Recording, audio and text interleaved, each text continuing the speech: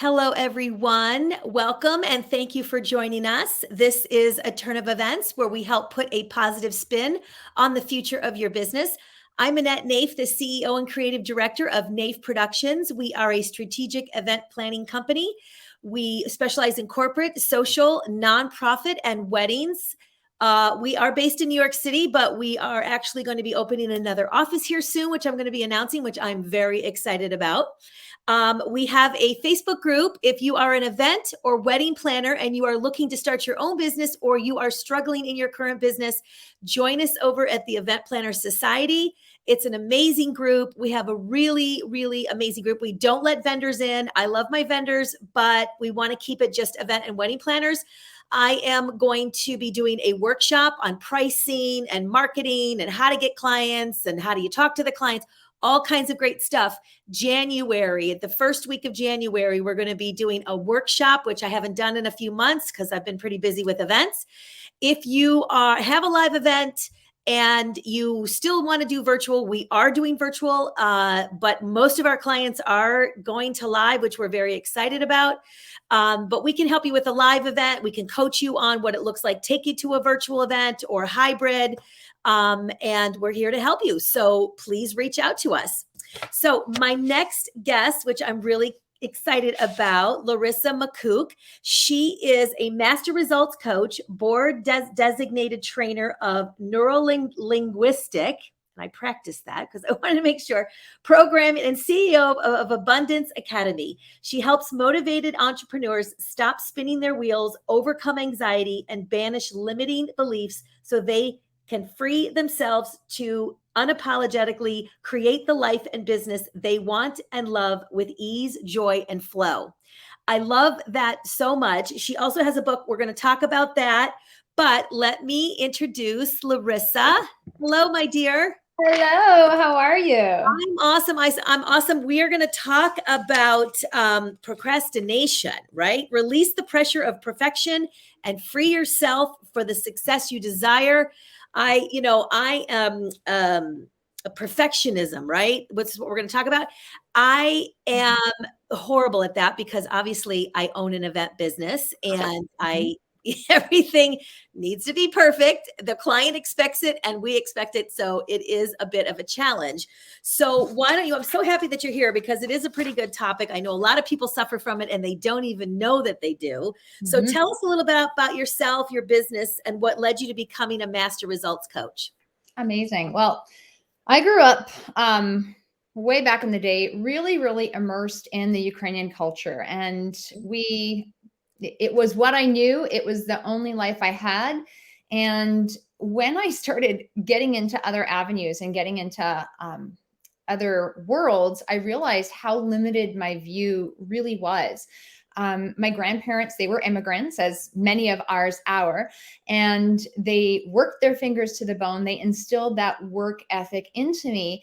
And also along the way, there was this whole element of scarcity and of guilt, Eastern European guilt. That's a big thing in our culture. And so these were lies I bought into. I felt like I wasn't good enough. The things I was doing wasn't good enough. And I always had to keep doing more and more and more and doing it better and better. I was the kid that would punish myself for not having straight A's on my report card or straight A pluses before I would even show my mother. I'd be like, okay, here's my punishment. And like, that's crazy. That is crazy. Yeah, it is. And so ultimately, I didn't feel worthy. And I think a lot of people can really relate to that because all we want to do is we want to be accepted. We want to feel worthy. Sure. We want to be loved.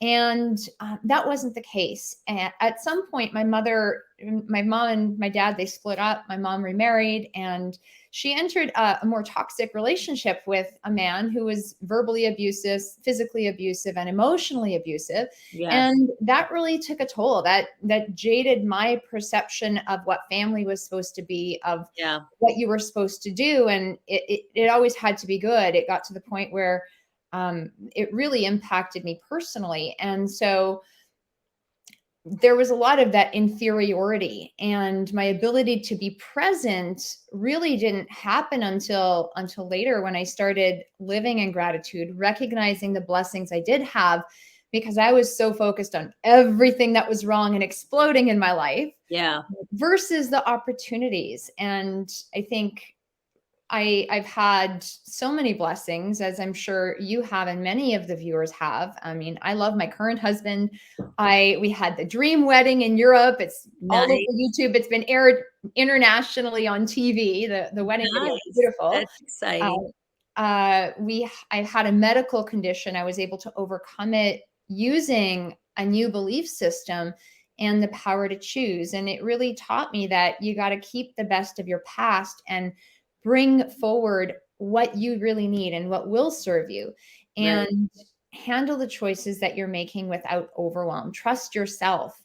And this this whole time, all of these little influences, I started getting into the world of personal growth. And these were things that I would drip into my life and gradually start recognizing. And several years ago, I was reintroduced to a new mentor.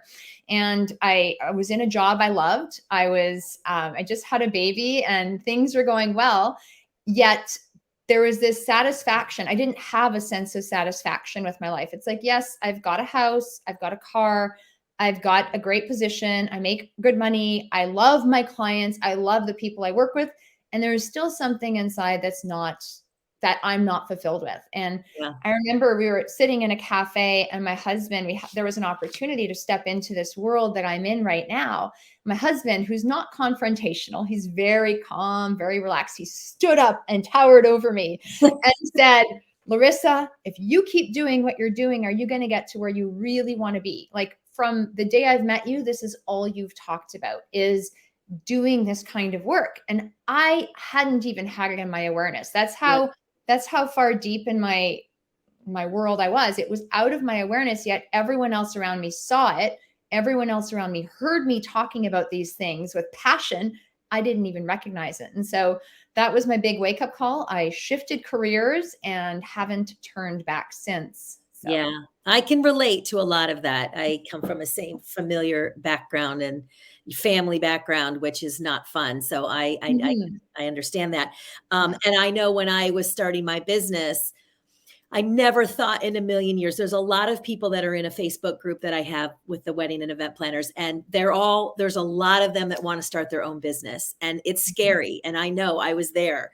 And I never, ever I didn't have parents who were entrepreneurs. Yeah. They're the 9 to 5ers. They make hardly any money and they're just making ends meet. And that's how I was raised. So to be an entrepreneur, I had a really good job. I was making a lot of money. I had my own driver. I had a beautiful office overlooking Times Square. I mean, it was a dream, but I was miserable. I had all these things that looked great. I had great new shoes every month and I was all excited about that, but I wasn't happy. I was miserable. So it is something that takes a lot for us to do that. But, and I'm, always wanting to follow the rules. I'm one of those girls, right? So I can totally relate to that. So it is great to jump out of your comfort zone and do something different. So I applaud you for that. I think it's really wonderful. Okay, so let's talk about perfectionism and Mhm. how does it play out in people's lives? What does it look like? Yeah, I think perfectionism, like you said, you're in the event planning business, and Yes. it's all about making these moments beautiful for people to see and to experience. And while it's, yes, high standards are important, perfectionism is often seen as a really positive trait in our world. Mhm. And it's seen as something that can really increase your chances of success. However, when you have this perfectionism identity, I'm going to call perfectionism an identity, and you see yourself as a perfectionist, you're never going to be good enough. There's always going to be something you need to do. There will be self defeating thoughts and behaviors that just make it harder and harder to achieve goals. And Right. the goals you have are going to be impossible to achieve because it's like, well, sure, this is spectacular, but I could have done better. Sure, this is an amazing thing and people are thanking me, but why didn't I do this? You're always going to notice the deficiencies instead of actually noticing the good things. And sometimes we wear this label of perfectionism as a badge of honor. And Right. we get obsessed with it. I mean, when people are like, oh, yeah, I'm a perfectionist, it's like, raise your hand. Oh, yeah, I'm a perfectionist. I know it's bad, but yeah, I can't help myself. And I just want to put my earmuffs on. I'm like, Yeah. earmuffs. Okay. Yeah. I tell my son, put your earmuffs on to the bad things in the world. And I Right. think having the identity of perfectionism is one of those earmuff things for me, because it doesn't mean you can't have this extremely high standard and create beauty, but when you take it on, you're just never going to be good enough. And ultimately, whether you're religious or not, God created us with the image of perfection. Universe, spirit, whatever you call it, we are all here for a reason, and we were ultimately created perfectly. Exactly. And if we are aspiring to always be perfection, or be these perfectionists, yet we don't recognize the perfection that we are, we're almost negating who we are as human beings. And so I think this is something I really want to point out, that perfectionism isn't an identity. It's not something that you can do. You are already perfect. And as simple as that seems, it's almost like taking a step back and recognizing the perfection within you so that you can let go of all this little mental chatter. It's like the little voices inside your head. It's you negating all the compliments that people are giving you, not being able to perform tasks unless you can do them absolutely perfectly, leading to procrastination and not getting anything done. Right. And so much of us miss out on life, and or just take way too much time to complete things, because instead of taking imperfect action, we're waiting to do it right. Yeah, That's, exactly. And what is right, right? I mean, that's a hallucination, yeah, right? Like exactly. What everything's a I hallucination. Right. So I'm going to bring this back to the event industry because obviously that's my life. But, Yeah. when I'm putting together something and we're producing an event, we have this vision of what it should look like or what we think it's going to look like for the client. And we bring that all together. And 9 times out of 10, it doesn't turn out exactly like that because something might go wrong, right? There might be something that, let me just close this here, that I don't hate dinging in the conversations. So something might go wrong, and it's plan B. It's always plan B, C, and D when it comes to events. But that's okay because nobody really knows as long as the client is able. I've learned that you have to just go with the flow and be really patient with yourself when you're going through an event. It may not be the perfect, like the linens didn't come in the right exact color that you had in your head, or the flowers weren't set up exactly what you thought it was going to be, but you can't change anything once you're there. So you just kind of chalk it up to a different kind of communication, maybe. Take notes on what had happened that made it that way. And so, again, it might not be perfect and something else might happen the next time. So I could do the same event in the same venue with the same client and always something else goes wrong each time. So you never know. So I've had to learn how to, be gentle with myself with those things because it can really tear you up. And it's no point because, we're not doing brain surgery here. So it's Well, and honestly, everything happens for a a reason. reason. And when we're in the moment, because your world, it's like you do your planning, but then it's like it's game day. You have Right. to course correct. Yeah. And one thing that's guaranteed is that not everything you have planned is going to go the way you have planned. However, even though it may not seem perfect according to your plan, Right. everything happens for a reason. And my favorite thing that Steve Jobs says is you can't connect the dots looking forwards. You can only connect them looking backwards. And so when you obtain the learning or the lesson from whatever goes wrong Exactly. in any aspect of your life, whether it's an event or whether it's your business or whether it's even something in your family life, Right.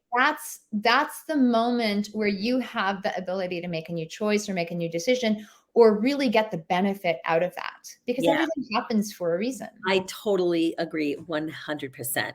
So what are some of the side effects of perfectionism? Yeah. So,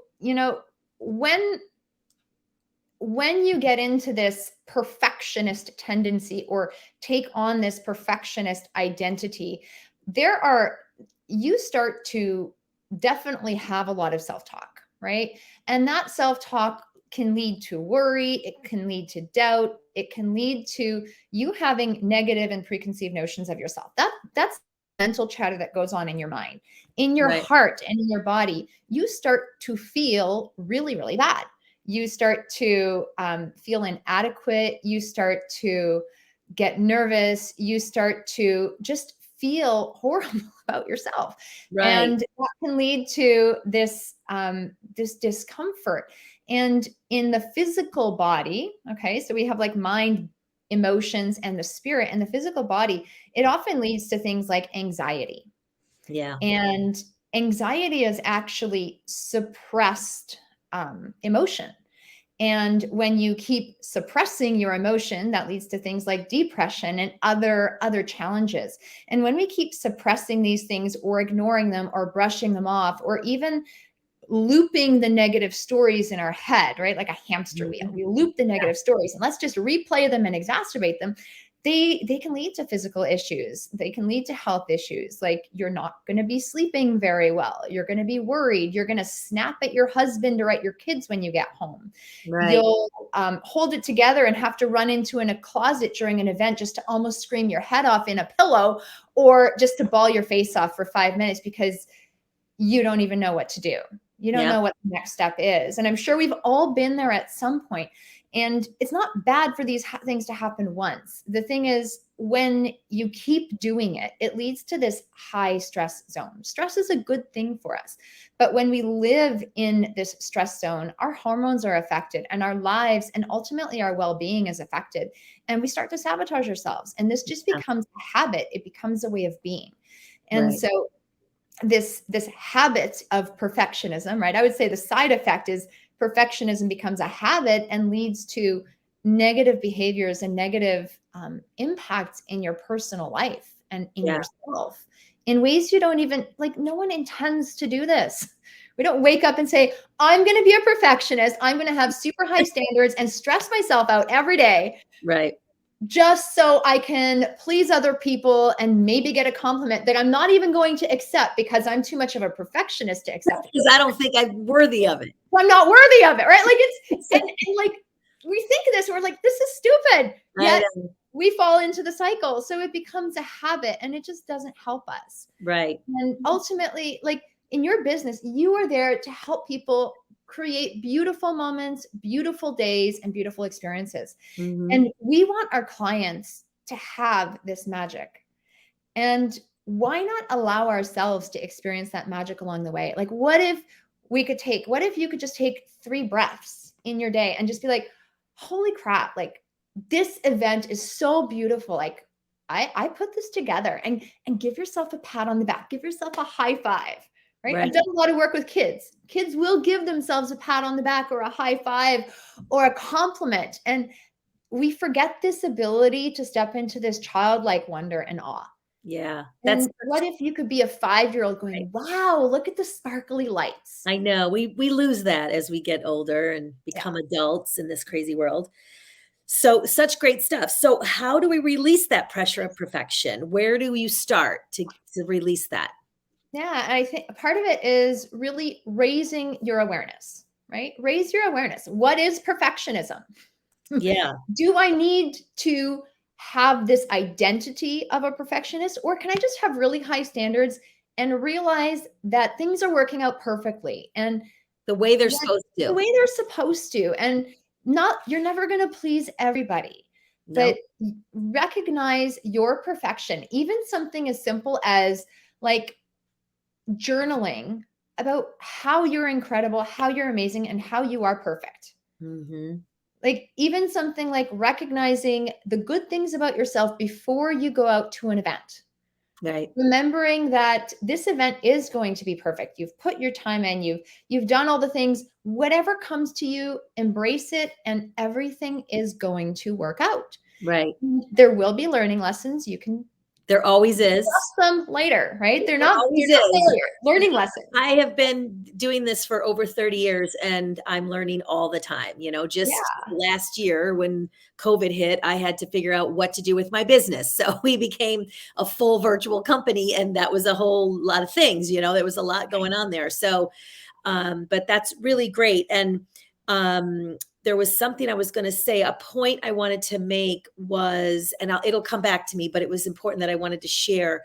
But let's go on. I think it's great. Yeah. So where do you start with this perfectionism? Yeah. So I think realizing your self-image is not, it doesn't have to be an identity. Let go, like physically or metaphysically, let go of this whole thing that you have to be a perfectionist. Find a name. Like, I am beautiful. I am incredible. I am kind. I am a high achiever. I am in demand. Like, find better ways to label yourself that actually do serve you.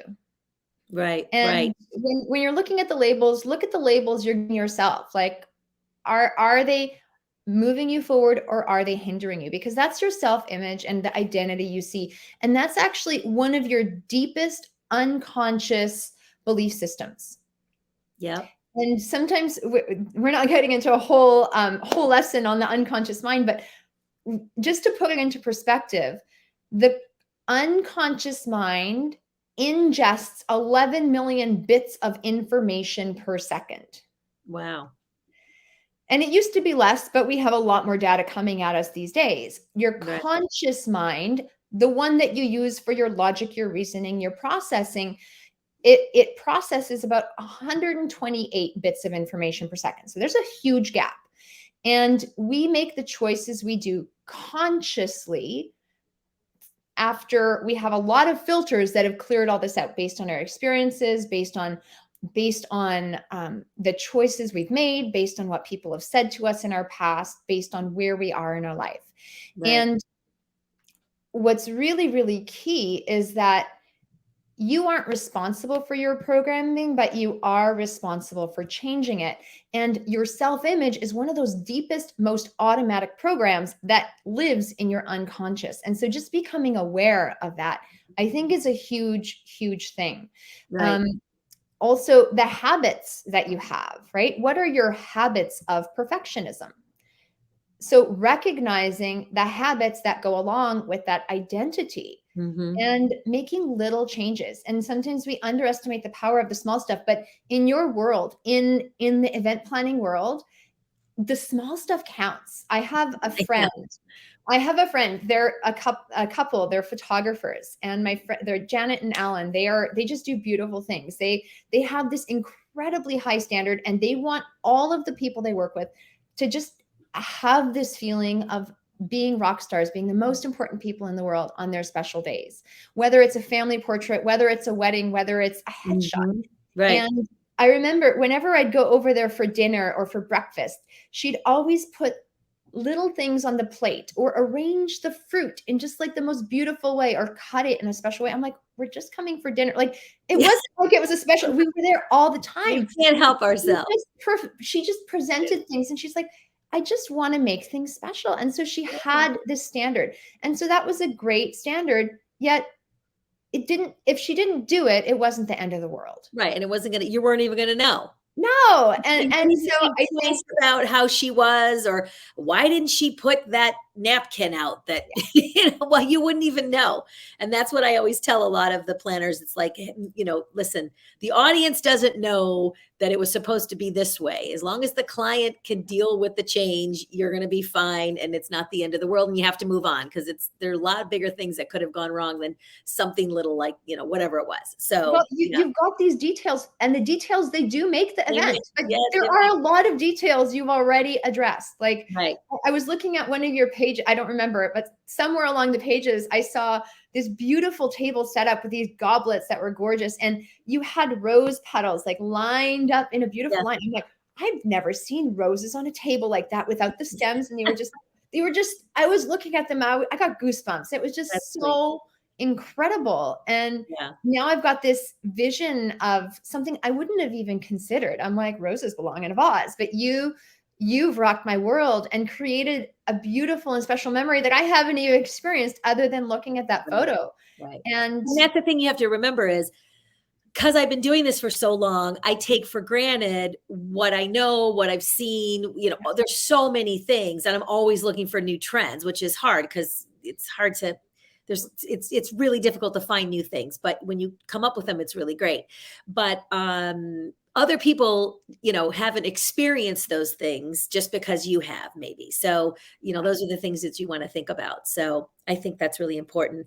And you had mentioned something about you can't control it, but how you react to it is really what we can control, right? So how I react to, getting crazy about something because it wasn't perfect is what I have control over. So Yeah, I try to absolutely. remember that. Yeah. Okay, great. So tell me how you've released the pressure in your own life. Yeah, I think there is obviously the first thing was I definitely got rid of that label. I think the label of perfection is the fastest way to get out of perfectionist mode. Right. A couple of other simple things that I started doing is getting into a growth mindset. And perfectionists are in what we call a fixed mindset, but a growth mindset is one that is open to learning and learning the lessons and things. So instead of seeing them as failures, seeing them as the feedback and really looking for the lessons consciously. Another thing I really did is I started using the word yet. I don't have it. I don't have it yet. And That's when great. you add that word yet, it means it's coming. It's not fixed. It's not set in stone. Mhm. And that was a big thing in the past where it's like black or white, right? You feel Right. guilty or you don't feel guilty. You Right. never feel worthy. Cancel, cancel, cancel that. Yeah. Um, really, really shifting that, adding the word yet, watching myself talk and adjusting my standards. And I think another really, really big thing was recognizing myself for the good things I was doing. I literally had to take a page and write it out because I couldn't actually say it out of my own mouth. It was so hard for me to compliment myself, for Yeah. me to accept a compliment. I'd always deflect it. And when I realized that other people are complimenting me because it makes them feel good, it's not for my benefit. Right. Right?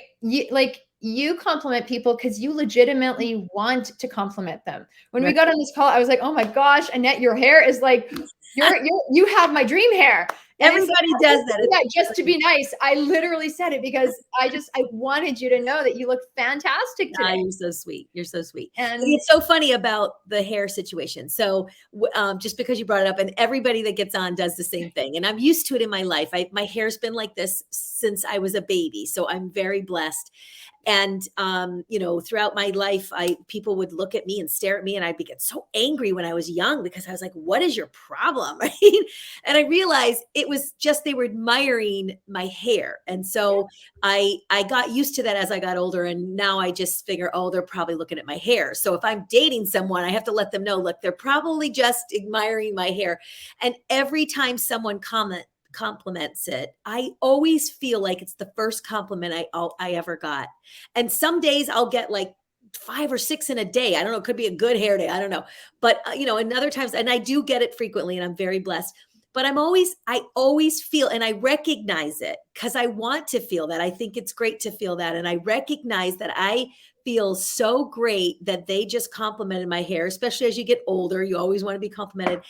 And and then, I say, yeah, it's mine. It's all mine. And they're always like, oh my gosh, and there's this big whole conversation. So I think I love it. And I think it's important to recognize it and not be annoyed by it. It would be horrible if it ever stopped. So I yeah, think it's well, important. keep it up. It's Yeah. working for you. Yeah, and even on that note, it's like sometimes when we're not comfortable accepting compliments from Right. others, we wouldn't be comfortable accepting them from ourselves either. And Right. so, even something as simple as looking at yourself in the mirror and giving yourself compliments for physical things on your body, for emotional things in your body, for who you are as a person, and looking at yourself from far away, looking at yourself up close, and really taking the time to appreciate who you are as a person, who you are as a human being in a physical body. That's something that can be very uncomfortable. It's something I assign to a lot of people in different ways, depending on who I'm working with. However, so often we don't take the time to acknowledge ourselves. Yeah, I know. And Dr. JC says, when we do our best, the universe does the rest. And that's so true. Yeah. That's really, really great. Okay, so good. So who do you look, who do a lot of work with, you do a lot of work with the universal law. Yeah. It's a bit out there for some. What is really, and how can it work to help you create a better life, a better reality? Yeah. So universal law, I think this is really, really cool because we think of laws, right? We think of when a lot of us can relate to science, but if you ever heard of spiritual laws or universal laws, you might think that's woo woo. It's like law of attraction. Ooh, it's the stuff out there where the people that meditate at the yoga retreats talk about. Yet we are attracting things all the time and we're always working with these laws in one way or another. But universal law is a law is something that is the same for every person. It will work the same for every person in every place all the time, no matter where they are in the world. So one physical law we can relate to is the law of gravity. So I have a pen, right? If I Mhm. take this pen and I drop it, it's going to drop here in Toronto. If you took a pen and let it go, it would drop in New York. It would do the same in Australia. It would do the Right. same in the UK. It would do the, like, if we drop a pen, it's going to drop. That's a law. And so it works the same way. And when we start to understand things like universal law, these are just guidelines as to how the universe works. They're universal principles that guide how we operate as humans, how energetically we can work with ourselves and with one another to move forward in life. So I'm going to use the law of attraction and vibration just because a lot of people are familiar with it and they think it's the be all end all. Okay. It's Right. like law of attraction, that which you focus on, you attract. Okay. So I focus on something, I get it. Yay. Okay. Yeah. That makes sense. If you Right. focus on all the bad things, if you went into an event thinking about every bad thing that could go wrong, I promise you a lot of bad things are going to go wrong. If you go into an event thinking about all the good things that can go right, some bad things will go wrong, but they're not going to really impact you. They're not going to impact the event, and the event's going to be a huge success. So that's a secondary law. What precedes that is something called the law of vibration. So, if you understand how to work with the law of vibration says everything in the world vibrates. Everything has a vibrational frequency, whether it's the pen, whether it's this computer, this Zoom screen, whether it's the lights that we have in front of us, whether it's our cell phones, whatever we have around us, there's a vibrational frequency. And we can also have vibrational frequencies with our emotions. And so if you are emotionally vibrating something that's not serving you, you're going to attract more of that emotion. Right? So Right. it's so important to really notice your vibrational frequency. Yeah, I couldn't agree with you more. I think it's so, if I hear somebody saying something negative, I always, and it's probably not a good thing to do, but I try to get them to say it in a different way, in a more positive way, because I am I get strongly affected by someone saying something negative because I feel like you're putting it in the universe and that's going to happen. And so Mhm. I am kind of funny about that because honestly, I feel like if I'm staying positive, even though, I've got this little birdie over here telling me that it's not going to turn out like that and it might be the negative because we tend to go in that direction as humans. I try to stay in the positive and it really does help. And it has helped me in my business and go with my gut. I'm always about the gut. So it's such great advice. And I totally agree with you.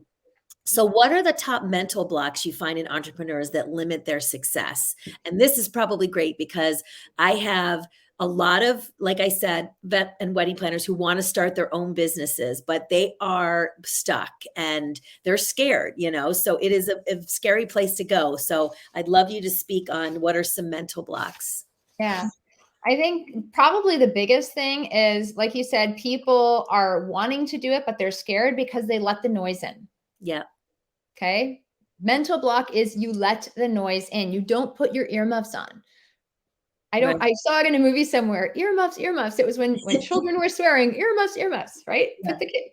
And I thought of that I'm like, we need to put our earmuffs on more of the time, because when you want something more than anything, if you legitimately in your heart and soul feel so passionate, you need to tune out what other people are telling you, because unless they've been there before, unless they've actually done it and done it successfully, chances are they're not qualified. And why let them stomp on your parade? Yeah. One of Yeah. the things that we really encourage is only tell people the goals that you have and dreams and desires if you're like 150% certain that they're going to support you. Otherwise, don't tell them. Only tell people that are going to actually help you move ahead, because if you let that noise in, you're going to self-doubt. You're going to step into that self-doubt and not even try. And th- there's nothing bad about starting and failing. I'm sure you've had many failures in your times of business, Many. right? Like many ups and downs, and you wouldn't trade them in because it's led you to where you are today. Yep. Yep. And And it's led me to teach others, right? So I teach a program on how to start an event planning business without spending a lot of money. And it's, I made those mistakes along the way. So I want others not to make those mistakes. So yeah, it's you, but you're all gonna, it's, if you don't make the mistakes, you're not going to learn and make you a better person. So yeah, I really, I think it's just impossible for us not to make mistakes, right? So yeah. it Well, makes it, Thomas Edison said, if we did all the things we thought or we were capable of, we'd astound ourselves. yeah, And we need to take more time and actually schedule time to dream. Imagine what if, right? right. Cultivate that dream that you have.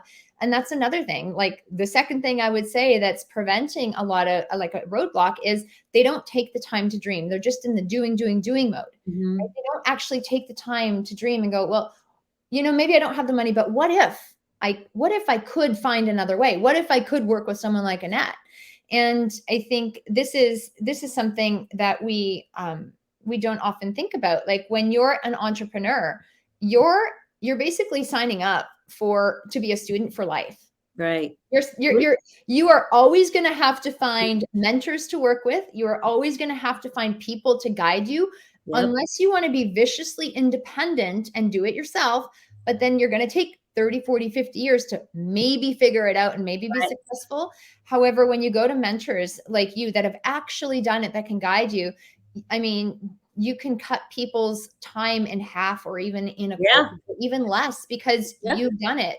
I It's did it. Well, that's just what I did. I started my business late in life. So I didn't have time to figure it out through my 20s or 30s. So I hired a coach, and I have had a coach all along the process. I'm 12 years now into my business, but and I always have a coach, and you should always have a coach, because I could not have gotten through, because you have different levels and stages of your business that you go through, but it's amazing. I can't do it by myself, and I have networking and groups of people that support me, and you need support around you when you're running a business, because it's this up and down roller coaster is very stressful and it's very hard. So I have been so blessed with so many amazing people in my life, but I've also gone out and looked and was open to receiving that, which is, I think, is really important. Is I can't know it all, and I don't want to know it all. I want to delegate it to other things that I don't know to other people, and I think that's really important. Yeah. And that's another thing that you touched on. So mental blocks, I just want to review them. So the first one was don't let the noise in. Second one, take time to dream. Third is work with the right people, like open yourself up to mentorship. And also you touched on something I wasn't going to mention. What did you just say? Being open Being to open. receiving it. Being open to receiving it. Absolutely. And Yeah. I think another thing is don't confuse effort with results. Right. And so often we are waiting for the results to happen. However, we plant these seeds. We plant these seeds. We plant these seeds. We plant these seeds in our mind and in our world. And these seeds take time to nurture.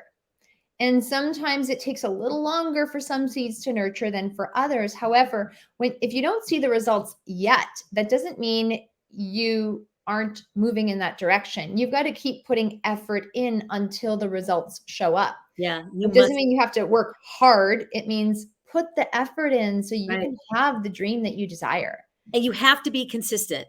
Yeah. You can't just market out something and market yourself and walk away for a month and decide when to, come back and like, well, nobody contacted me. It doesn't work like that. Unfortunately, you have to be consistent, and you have to be visible to grow your business.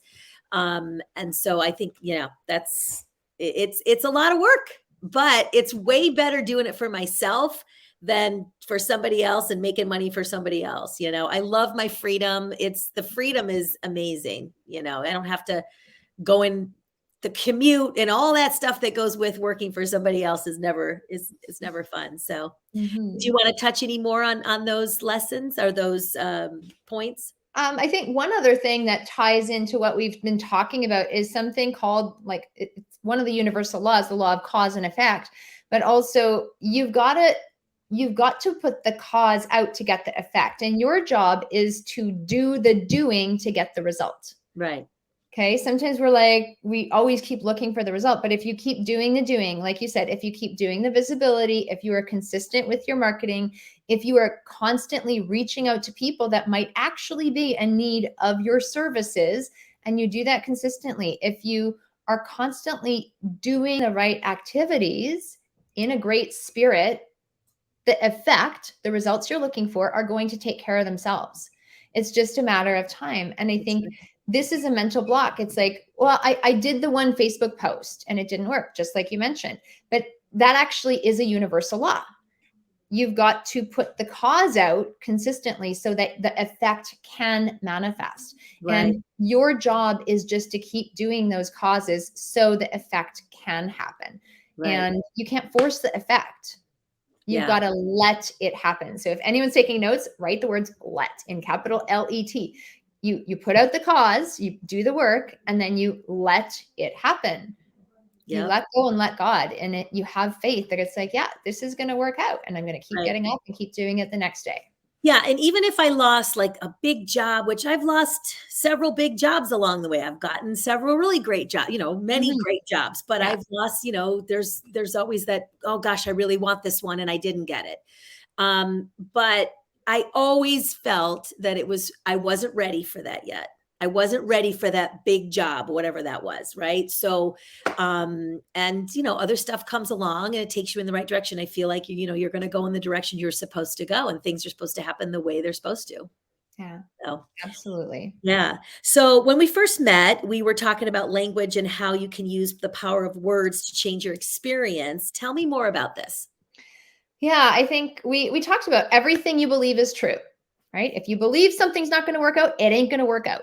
Right. If you have full faith that it's going to work out, it will. And everything you believe is true. And we sometimes think beliefs are like in our head. However, everything you say is true. And we were talking about vibration. And the cool thing is, every time you say something, like, you can actually, if you put your hand on your chest or even on your throat, you can feel the vibrations Right. as you're talking. Right. And we forget that speech is a vibration. And so everything you say, whether you are pretending it's real or not, it's like deflecting that compliment. If you actually deflect it and say it, that's really indicating a deeper belief system. And so the words you say matter, because when they're spoken, it's even stronger than just you thinking it in your head. It's even stronger than you just writing it. And so it's so important to speak your truth. Say it how you want it. Oh, no. I don't need. Yes, you do need that, right? Yeah. Don't negate it. I think one of the things Canadians tend to do a lot is, it's like, how are you today? Oh, not too bad. Americans generally say it a little more clearly. Oh, I'm great. Oh, I'm doing wonderful. Right. But in Canada, oh, not too bad. We have the double negative. We don't even say it how we want it. That's And so funny. It's hilarious. And when you think of it from a linguistic perspective, it doesn't make sense.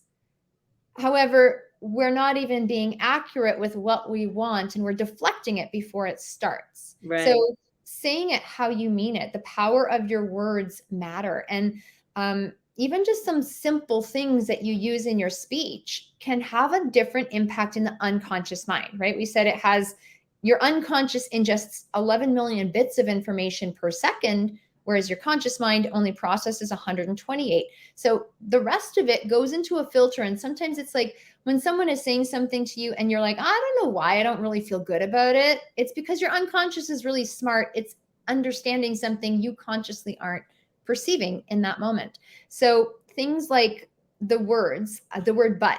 I want to, but. Well, as soon as you say the word but, it negates everything before it. So it's almost like you're lying to yourself or lying to the other person. Right. Which we don't think that's a big deal because we learn it in grade 1 and 2 and 3 to like link our sentences together. Exactly. And I just said it, right? And simply replacing the word but with and is so powerful because it keeps it congruent for the unconscious mind. So instead of saying but, say and. Yeah. So you're saying what you mean, unless you're saying it very intentionally. Right.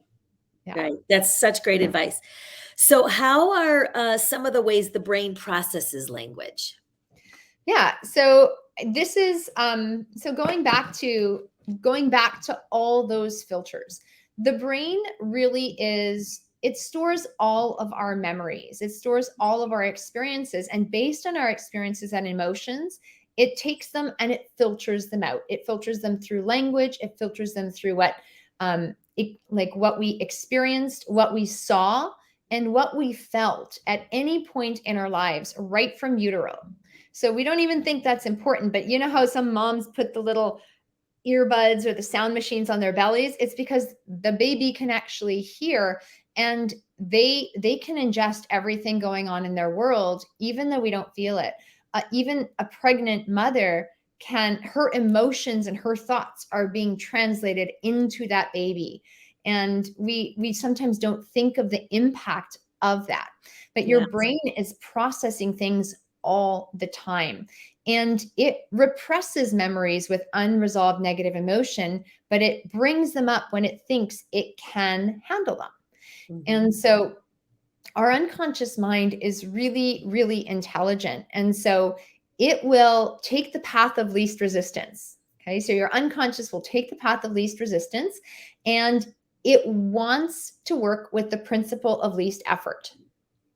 And so whatever is easy for it, whatever is simple for it, whatever it likes the sound of, it's going to jump into. And so the more simple, the more straightforward we can keep things, the more natural that actually is for us as human beings. And sometimes we forget it because it goes back to that immigrant working hard, right? Yeah. We work hard. Yes. And yes, there is effort. However, it's our nature as humans to work with the principle of least effort. We want things to be as easy as possible. And when we can start accepting those things and allowing those things to happen. So even the word allowing is a very easy word. Don't make it happen. Allow it to happen. Right. Let it happen. Right. You say it how you want it. Don't process the negatives. You tune into symbols. The unconscious loves symbols. And so when you have language, think about the language you're using and the symbols they represent for you, because the symbols that one word will represent, like if I even say the color blue is going to mean something different to me versus my client versus you versus the person in the other room. Right. I worked with a client this morning, and she didn't even know she had a symbol of water. And we were talking about some of her old memories. And she's like, wow, some of my best memories are around water. And they came flooding to her. Yet she didn't even know that water was a good symbol for her. Right. So really look at the symbolic meaning of some of the language that you do use, because it's going to be more powerful. And as soon as you attach a picture to your words, that's when it becomes juicy. That's when it becomes really concrete. That's when it becomes a part of you viscerally. And the unconscious lives in every cell of the body. Right. And you have a lot of cells. And so every time you see a picture, it's so powerful. So for you create beautiful images through your events. Like your events are just a fairy tale. Right. So that's why standing and taking a picture for yourself, take a mental picture of what you did. Take 3 seconds, take 17 seconds to just stand and look at what you've created and create that mental picture for yourself. Yeah. And reinforce it. Such great information. I could listen to you all day, but we're coming down in the hour here. But it's such great stuff. Thank you so much for sharing. And I just want to wrap up like on this perfectionist piece of this. Yeah. What advice can we do to kind of make it simple and not put ourselves in that state of perfectionism? And what advice do you have for us to make it kind of something simple that we can start with? Take a breath and let it out. Because breathing, you have to go in and out, and do that a couple times. Right. Yeah, that's awesome. And then, and even now, it's uncomfortable to take time and not keep talking, right? Yeah, yeah. Take a few breaths, recognize the good, and say, I've done enough. And that is good. Yeah. And I've done enough. it's going to work out. Enough is good enough. Yeah, it's good It's enough. all good. Yeah, I totally agree. So Totally. simple, but I think just really stepping into that. I've done enough. Yeah. What I've done is great. Recognize the good that you have done and just take it down to the bare basics. Perfect. Recognize what you've already done, the good that you've done. I think Recognize the good. Yeah, yeah, yeah. Mhm. Well, thank you so much, Larisa. It's been awesome. Where can our audience find you? Okay, so we are My Abundance Academy on Instagram, and we have an Unleash Your Abundance Facebook page. And I mean, I'm all over social media, and I can certainly provide you some links if people are interested in reaching out to connect for more information. I one of the things that we've recently put out is a series of 8 questions that can radically transform your life, and that can really help you tune into your abundance and prosperity mindset. And I think when you ask yourself good questions, you get good answers. Just like Right. when you recognize the good, you get the good outcome. And so I'd be happy to send that over to you so you can provide that to your people. So we did post a link to your Facebook group, and we've Okay. also posted the link to your website in the chat. Awesome. So you guys can find her there. But also you have a book, right? Your Stop Procrastinating Your Life Away, Discover the Secrets to More Time, Money, and Freedom. And is that Yes. coming out? Is it out or it's on its way? It's on its way. Oh, March that's exciting. 2022. Oh, March that's 2022. exciting. Is this your Yeah. first book? It's the first one that will be published. Oh, that's awesome. That's Yeah. Congratulations. That's a big deal. Yeah. It's I'm kind really looking forward to it. Yeah, that's been in the back of my mind to do something. I have enough blogs I could write a book, but I have had enough experience to write a book, but I haven't done that yet. So that's exciting. So you'll definitely have to share it with us so that we can share it out to everybody and get your book. So I'm excited. So thank you so much, Larisa. Thank you everyone for joining us. We will be back again next week, and have a fantastic day. Thank you for having me. It's been a pleasure. Absolutely. Absolutely. Take care. Bye-bye. Bye-bye.